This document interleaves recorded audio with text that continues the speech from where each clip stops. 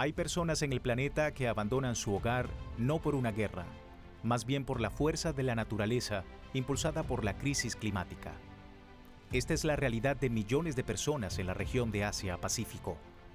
Según el Informe Global sobre Desplazamiento Interno 2026, en el continente asiático los desastres naturales provocaron 22,5 millones de nuevos desplazamientos internos solo en 2025.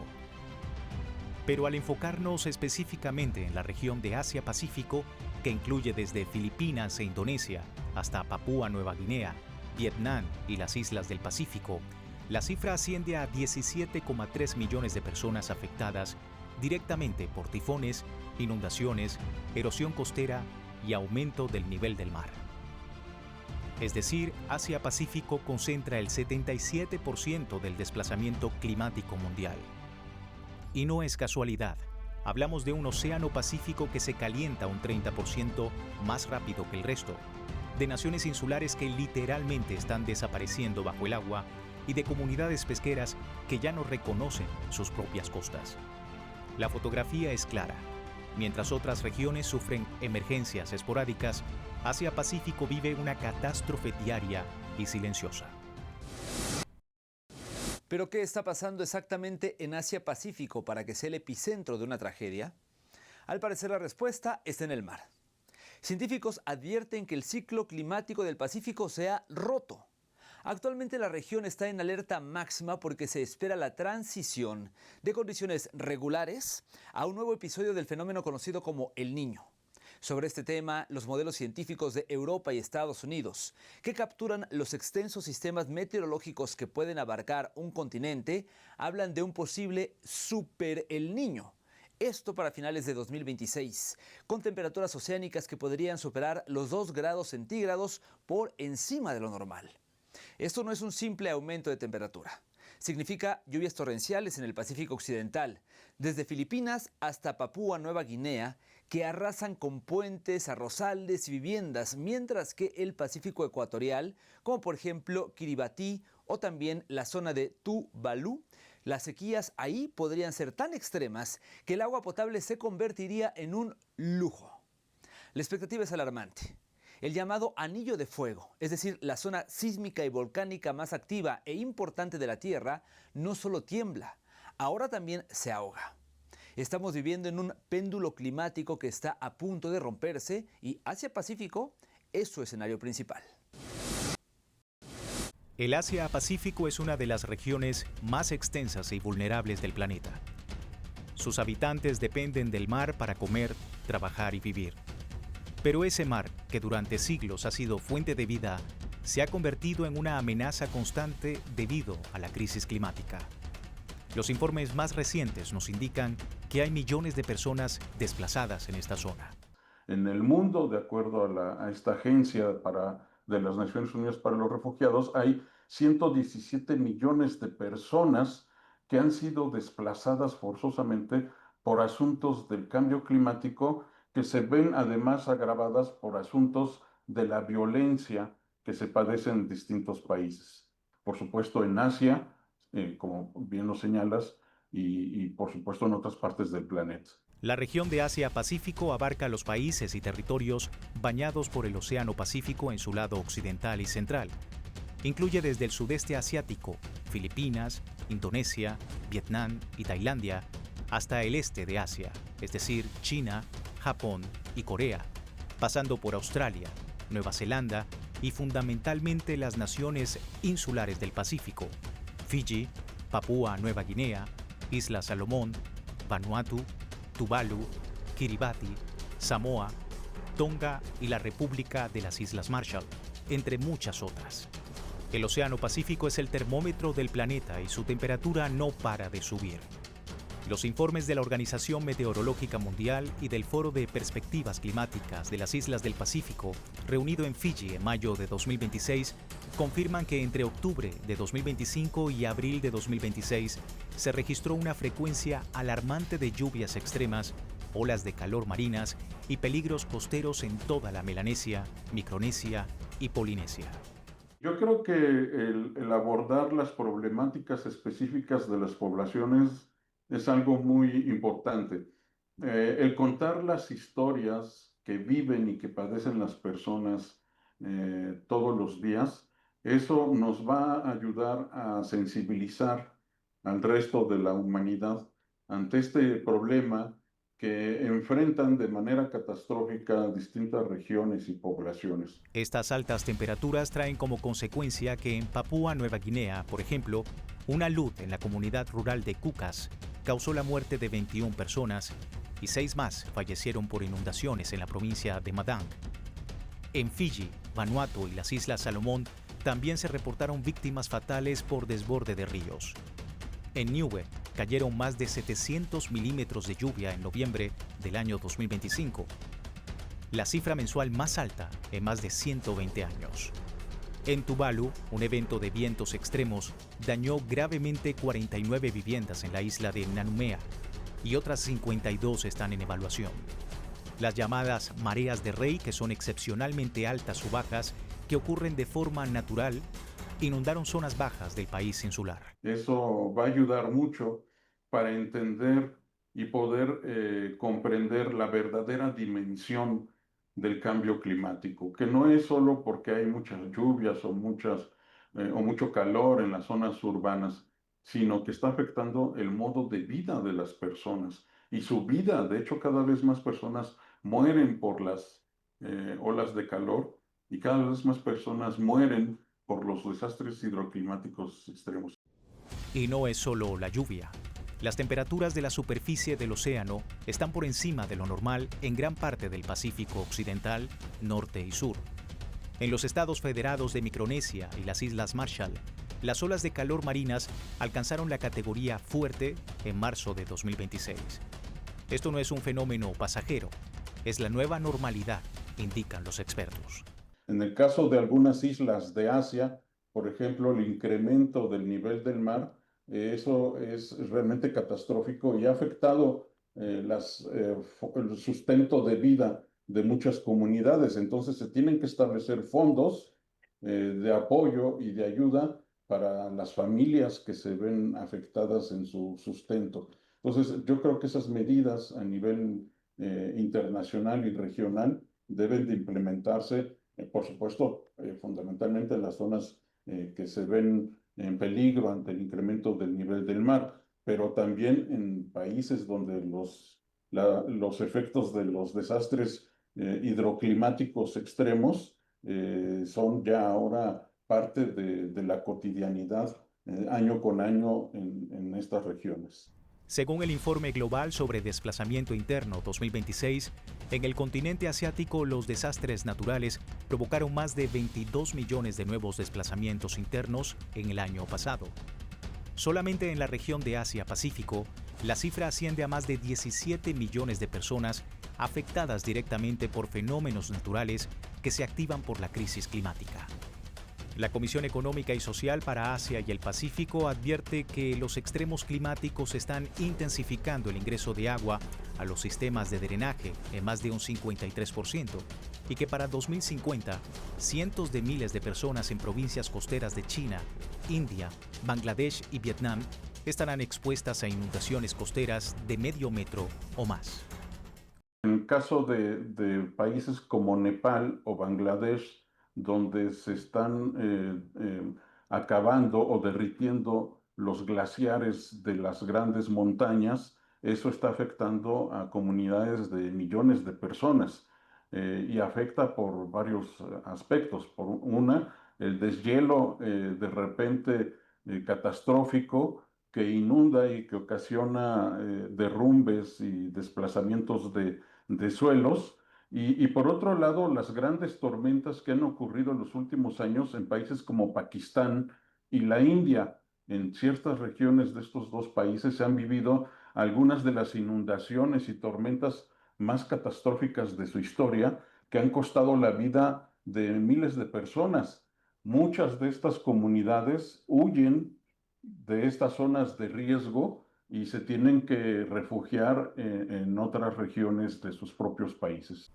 Un informe de abril de 2026 del Fondo Monetario Internacional señala que los países insulares del Pacífico enfrentan necesidades de adaptación climática agudas y crecientes, debido a su alta exposición al aumento del nivel del mar y los desastres naturales. Advierte que los niveles actuales de financiamiento para adaptación están muy por debajo de lo necesario. Yo creo que estos son problemas que tienen que abordarse de manera conjunta entre varios países y regiones. Por supuesto, no es fácil ponerse de acuerdo, pero creo que la primera medida que se debe de implementar es el contar con un fondo contra los desastres, un fondo económico, financiero, que permita, por un lado, establecer refugios adecuados para las personas desplazadas y por otro lado que se permita recuperar la infraestructura pública que son destruidas por estos desastres climáticos. Por su parte, la publicación científica de la Comunidad del Pacífico, Implicaciones de la crisis climática para la pesca y la acuicultura en la región insular del Pacífico de 2026, revela que el Pacífico controla unos 27 millones de kilómetros cuadrados de océano, pero solo el 2% de esa superficie es tierra firme. El calentamiento del agua está alterando la biología de los peces, lo que provoca la disminución de las poblaciones pesqueras y, en consecuencia, el impacto en los medios de vida y las economías nacionales. Los ecosistemas costeros, arrecifes de coral, manglares y pastos marinos están en el centro de esta crisis.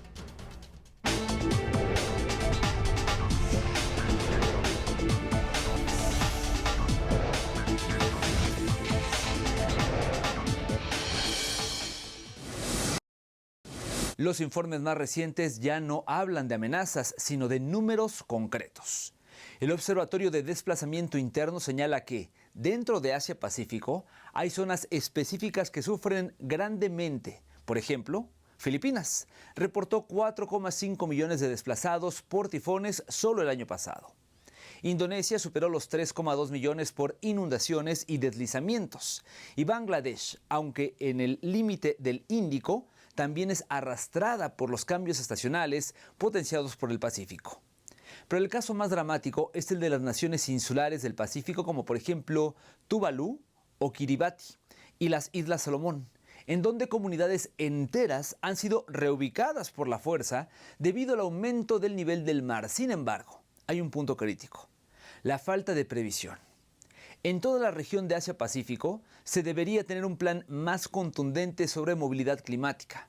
Las personas se mueven, pero los estados no tienen una ruta clara para protegerlas, lo que ha generado una creciente crisis humanitaria sobre la arena impactada por la marea.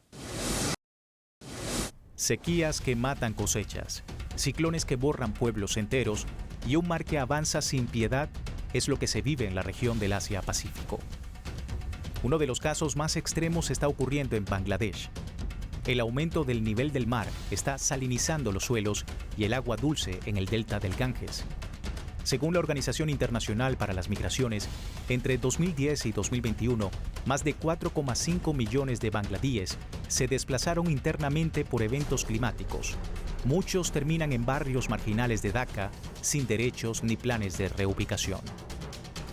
También en las Islas Salomón, grandes extensiones de tierra fueron arrasadas por el mar y en 2 de ellas, pueblos enteros quedaron destruidos y sus habitantes tuvieron que reubicarse.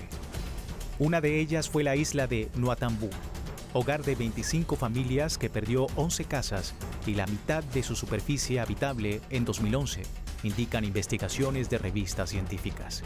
Otro punto crítico es Vietnam y su delta del Mekong. El 40% del delta podría quedar bajo el agua para 2050 si el nivel del mar sube 1 metro. En este punto, el Banco Mundial calcula que más de 80.000 personas al año se desplazan del Mekong hacia ciudad de Ho Chi Minh por inundaciones salinas y pérdida de arrozales. El cultivo de arroz cayó un 20% en una década. En este contexto, expertos como el Panel Intergubernamental sobre Desplazamiento Climático, principal órgano científico de las Naciones Unidas, pide un plan de acción para la movilidad climática que contemple rutas migratorias seguras dentro y entre países. fondos de reasentamiento, no asistencia temporal sino vivienda digna, así como reconocimiento legal del desplazado por clima, que hoy no es refugiado según Naciones Unidas, y la inminente necesidad de restauración de ecosistemas para frenar el éxodo como manglares en el Pacífico. Las personas refugiadas o personas desplazadas por problemas de la crisis climática ya está reconocida por la Agencia de las Naciones Unidas para los Refugiados. Si bien es cierto que todavía no se pone esta categoría en el derecho internacional, yo creo que solo es cuestión de tiempo que los países se pongan de acuerdo. De hecho, en las cumbres climáticas se han discutido para que sean beneficiarias estas personas de los fondos internacionales que hay para resarcir los daños ocasionados por el cambio climático. Y esta es una discusión que lleva ya varios años y sin duda, dada la crisis que estamos enfrentando ahorita, sin duda vamos a llegar a un acuerdo en los próximos años porque cada vez hay más personas que padecen los efectos del cambio climático. El desafío global es avanzar en planes para estos casos de movilidad climática y disminuir experiencias como la de Papúa Nueva Guinea, donde una aldea entera, la de Ulam, se mudó tierra adentro en 2019 por el avance del mar. Los pobladores usaron sus propias manos y donaciones. No hubo ayuda estatal. La ausencia de un protocolo regional hace que cada comunidad sobreviva como puede. Lamentablemente no hay ahorita acciones conjuntas y pocos países han tomado acciones preventivas. En realidad, la actuación de los distintos países es reactivo, es decir, ya una vez que ocurre el desastre, se ve la manera de enfrentarlo. Y eso lamentablemente no ocurre solo en la región de Asia-Pacífico, sino en realidad en todo el mundo. Ahora, yo creo que en la actualidad existen algunos fondos para apoyar este tipo de medidas, pero la mayoría de los fondos son a título de préstamo, es decir, los países pobres que enfrentan estas crisis y catástrofes climáticas y el desplazamiento de sus poblaciones, reciben estos apoyos, pero a título de préstamo, y esto va incrementando el endeudamiento de esos países. El Centro de Monitoreo del Desplazamiento Interno, principal autoridad mundial en datos y análisis sobre el desplazamiento forzado dentro de las fronteras de un mismo país, reportó solo en 2022 9,4 millones de nuevos desplazados por desastres en Asia-Pacífico, la mayoría por tormentas e inundaciones. Una de las medidas fundamentales para los próximos años es que estos montos y estas ayudas financieras deben ser a título de cooperación internacional, no de préstamos. Y de ahí que es importante que los países se pongan de acuerdo en las cumbres climáticas para incrementar estos montos y que se le brinden a los países que son fundamentalmente los más pobres y de mediano desarrollo, quienes sufren las peores consecuencias en sus poblaciones de la crisis climática. Ante este escenario, la comunidad internacional reconoce el problema, pero evita compromisos vinculantes. En la COP27 se aprobó un fondo de pérdidas y daños, pero aún no se ha financiado con claridad para desplazamientos. La Comisión Económica y Social para Asia y el Pacífico de la ONU dice que se necesitan $40.000 millones anuales solo para adaptación en movilidad humana. Lo que se destina hoy no llega al 5%. Hasta los momentos se tiene como referencia la acción de Nueva Zelanda, que ha creado una visa especial para desplazados climáticos del Pacífico. Apenas 100 cupos al año otorgan, una cifra simbólicamente insuficiente. Efectivamente, se está pugnando por una justicia climática, sobre todo los países de medianos y bajos ingresos como los nuestros y como la mayoría de los países del continente asiático, de Asia-Pacífico, porque son efectivamente los más afectados y también son los que menos han contribuido a la emisión de gases de efecto invernadero. Históricamente, el país que más ha emitido gases de efecto invernadero, todos lo sabemos, es Estados Unidos, y en la actualidad es China. Entonces son las dos grandes potencias quienes contribuyen con los gases que ocasionan este cambio climático. La sociedad tiene el reto de exigir a gobiernos y empresas que financien movilidad climática planificada, no improvisada. Además, se debe trabajar por reducir las emisiones de carbono. El 70% de las emisiones históricas vienen del 20% de los países ricos. Asia-Pacífico sufre, pero no es el principal causante. Es alarmante los datos del Banco Asiático de Desarrollo, que estima para 2050 entre 50 y 150 millones de personas que podrían desplazarse por clima solo en esta región. Ante ello, la comunidad internacional tiene un gran desafío para mitigar los daños de la crisis climática a nuestra madre tierra.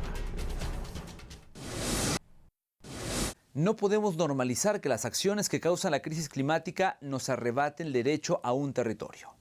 La ciencia es clara. El aumento de esos desplazados en Asia-Pacífico es una consecuencia directa del fenómeno global del clima, aunque sus víctimas apenas hayan contribuido a ella. Por eso, la exhortación es a actuar sobre las causas, es decir, reducir nuestra huella de carbono, cambiar hábitos de consumo, dejar los combustibles fósiles y exigir a los gobiernos que cumplan los acuerdos de París. Además, hay que difundir esta realidad y exhortar a romper el cerco mediático, así como impulsar soluciones globales y hacer llamados a organizaciones para las ayudas humanitarias.